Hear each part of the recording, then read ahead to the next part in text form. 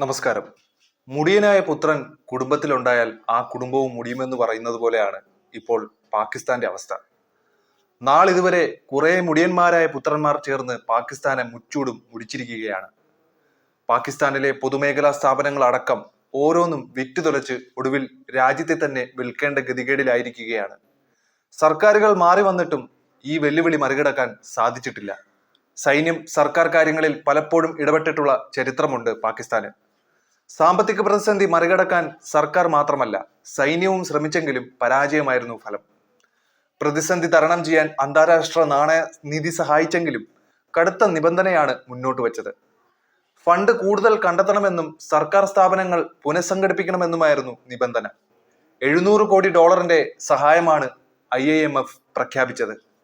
നിബന്ധന പാലിക്കാൻ പാകിസ്ഥാൻ കണ്ടെത്തിയ മാർഗം പൊതുമേഖലാ സ്ഥാപനങ്ങൾ വിറ്റഴിക്കലാണ്. പൊതുവെ തീവ്രവാദത്തിന് പേരുകേട്ടതും സ്ഥിരതയില്ലാത്ത ഭരണ സംവിധാനവുമുള്ള പാകിസ്ഥാന് തലവെച്ചു കൊടുക്കാൻ ആരെങ്കിലും വരുമോ എന്ന ചോദ്യവും ഉയരുന്നുണ്ട്. പ്രതിസന്ധിയിലുള്ള രാജ്യത്ത് നിക്ഷേപമിറക്കാൻ ഒരു ബിസിനസ്സുകാരനും തയ്യാറാകുന്നില്ല എന്നതാണ് പാകിസ്ഥാൻ നേരിടുന്ന വെല്ലുവിളി. രാജ്യത്തെ കരകയറ്റാൻ അവസാന ശ്രമവും നടത്തുകയാണ് ഇപ്പോൾ പാകിസ്ഥാൻ. വിദേശ രാജ്യങ്ങൾക്ക് ഉപാധികളോടെ സർക്കാർ സംരംഭങ്ങൾ വിൽക്കാനാണ് പുതിയ ധാരണ. പതിവ് പോലെ ഇക്കാര്യത്തിലും പ്രതീക്ഷ ഗൾഫ് രാജ്യങ്ങളെയാണ്.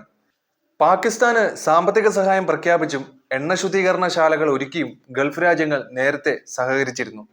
ഗൾഫ് രാജ്യങ്ങൾ നൽകിയ സഹായങ്ങൾ സാമ്പത്തിക പ്രതിസന്ധിയിൽ നിന്ന് രക്ഷപ്പെടാൻ പര്യാപ്തമായിട്ടില്ല.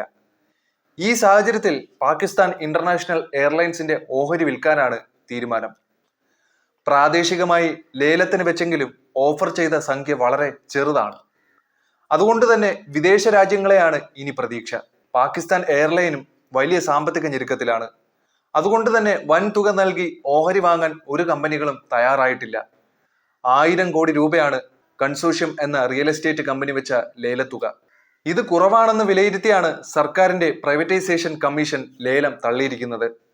വിമാന കമ്പനിയുടെ 51 മുതൽ 100% ഓഹരികൾ വരെ വിറ്റഴിക്കാനാണ് പാകിസ്ഥാൻ ഭരണകൂടത്തിന്റെ തീരുമാനം. 60% ഓഹരി വാങ്ങാമെന്ന് ബ്ലൂ വേൾഡ് കൺസോഷ്യം അറിയിച്ചെങ്കിലും ഈ നിർദ്ദേശം തള്ളുകയായിരുന്നു. ഇനി ഏതെങ്കിലും വിദേശ രാജ്യത്തിന് വിമാന കമ്പനി കൈമാറാമെന്നാണ് പാകിസ്ഥാന്റെ ആലോചന. സർക്കാർ തലത്തിൽ പ്രത്യേക കരാറുണ്ടാക്കി UAEക്കോ ഖത്തറിനോ കൈമാറിയേക്കുമെന്നും റിപ്പോർട്ടുകൾ പുറത്തു വരുന്നുണ്ട്. ഈ മാസം 30-ന് പുതിയ താൽപര്യപത്രം ഇറക്കുകയും ചെയ്യും. ഒക്ടോബറിൽ തുടങ്ങിയ ലേലത്തിന് 6 ഗ്രൂപ്പുകൾ യോഗ്യത നേടിയിരുന്നു. എന്നാൽ ലേലം സമർപ്പിച്ചത് ബ്ലൂ വേൾഡ് മാത്രമാണ്. അവർ സമർപ്പിച്ച തുക വളരെ കുറഞ്ഞുപോയി. 8500 കോടി രൂപയാണ് സർക്കാർ പ്രതീക്ഷിക്കുന്നത്. സ്വകാര്യവൽക്കരണ ചുമതലയുള്ള മന്ത്രി അബ്ദുൽ ഹക്കീം ഖാന്റെ അധ്യക്ഷതയിൽ തുടർ നടപടികൾ ചർച്ച ചെയ്തിട്ടുമുണ്ട്.